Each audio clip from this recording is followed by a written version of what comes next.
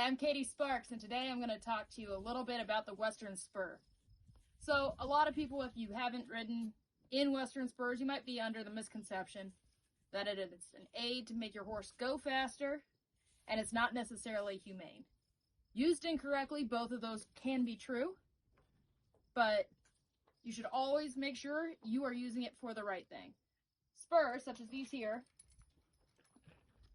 are a fantastic tool for helping your horse get better control of its own body, soften, and then, in turn, helping you keep pressure off of its mouth while controlling every piece of that horse so you can get the best performance. With Western Spurs, there's a few things you might not know, even if you are a rider.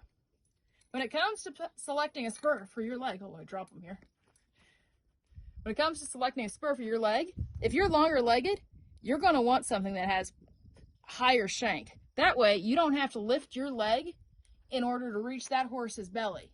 You want to be able to still have your heels down, leg natural, in the stirrup. But that longer shank is going to help you still have contact with your horse when it is necessary. Same goes for bigger rowel. A bigger rowel does not mean it's more severe. It means you probably have a longer leg, and you're going to need that, again, to reach that horse's belly and help him lift up, or else help him move over when you're trying to move your ribs. So that's the really big things to know. Again, this is the rowel, that's your shank, that's your spur band. And that basically wraps that up. There's not too much to a Western Spur. The nice thing with them is that your rowel, it should be a way of release when it turns. If I keep putting pressure, it's going to keep turning to take that pressure off. And I have to put a lot of pressure to make an indent on my hand. You should never have to do that with a horse. But the nice thing is, the rowel is going to take that pressure off. Whereas if it was just a straight pressure without a rowel, I can keep putting pressure, pushing. There's going to be a bigger indent.